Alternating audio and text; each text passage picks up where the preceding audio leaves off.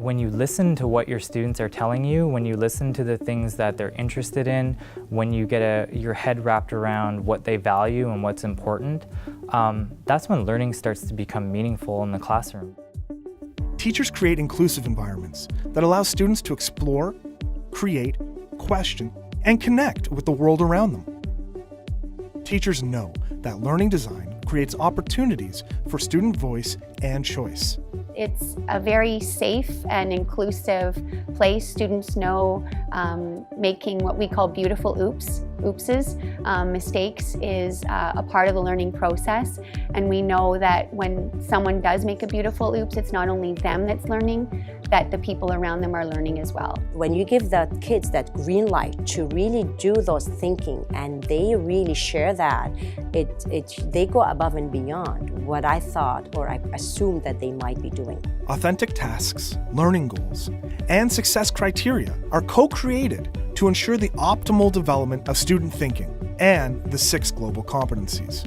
These tasks, learning goals, and success criteria incorporate both curricular goals and student interests. When we talk about deep learning, I try and have the students working on tasks that are meaningful to them, that are real life, that they can apply it to something meaningful to themselves. They see value in what they're learning, and it's not an add-on. It's a fascinating experience to be able to ask a person a question and see them thinking about that question or talking to people in a class about that question and then hearing some of the conclusions that are drawn from that. It's thinking, it's building those thinking skills, building those, giving the kids the right to really express themselves, the right to think and the right to value each other and really go further with their learning. Deep learning isn't about discarding effective evidence-based strategies that work.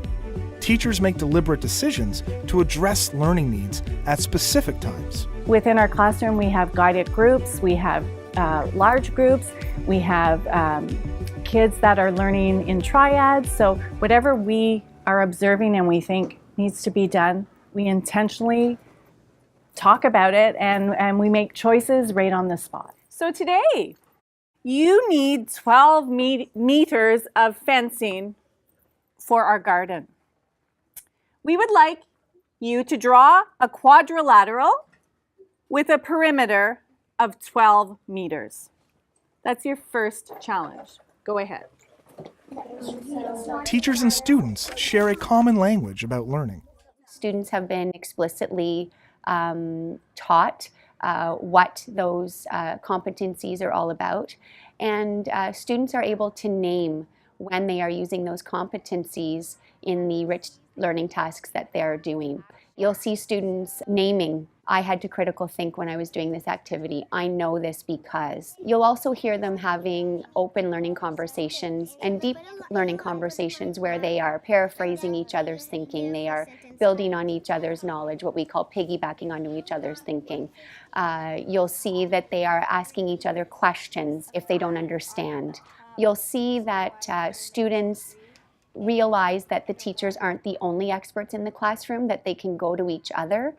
They can go to their peers if they have questions. They can go to their peers to build their knowledge. So it's not only the teacher that is facilitating the learning, they're learning from each other every day.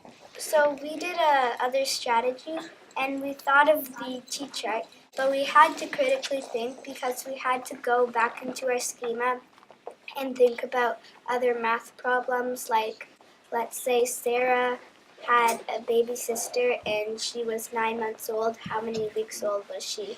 When we were thinking of different shapes and it had to equal 12 meters, so we were thinking of different ways to make it 12 meters. It's all about students having a lot of voice and a lot of choice.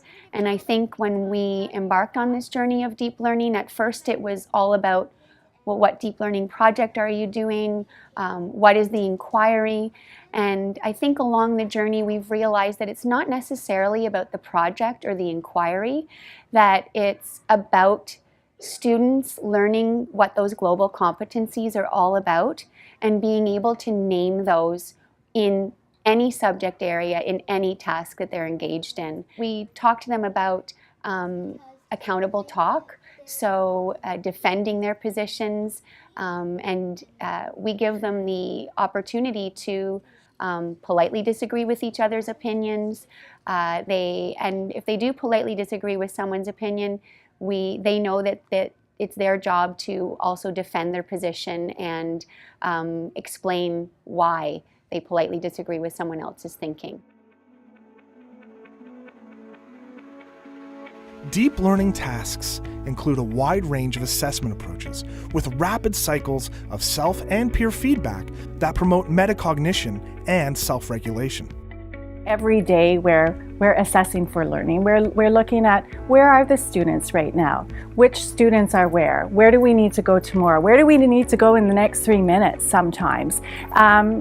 You know, I always reflect upon 30 years ago when we did those. We could plan for 2 weeks at a time and we knew where we were going. And it's not like that anymore. The students are the vehicles. They're the ones that take you where they need you to take them. I give feedback, so they do have a comment option on their blog, so I do give them feedback. I also conference with them in class. I try and at least once a day make contact with as many students as I can and give them some feedback on their learning. When I'm working in centers, as you'll see today, I touch base with as many groups as I can and kind of push some of the thinking. So it's kind of, I'm always in constant contact with them through their blogs.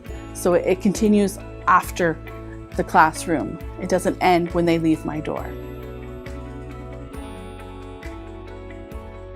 Deep learning tasks also give teachers a chance to reflect on their practices and determine their next steps. Every day we stop, and I'm saying we because I co-teach, but we stop, we reflect upon what we've done, and we ask ourselves, what do we now need to do to move those students forward, and even sometimes to move ourselves forward in the way that we are teaching. As we plan, we talk about who's going to do what as an educator, because that is our strength, or we're going to be supportive of one another. But we really do model what collaboration, what critical thinking, what communication, we model that every single day.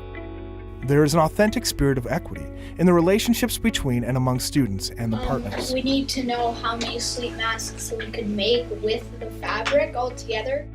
You know, I think you make a lot of good points about here's how much we could potentially raise, given The relationships, learning outcomes, processes, and expectations are transparent, and there is true consensus among all partners about what success looks like and how they will get there.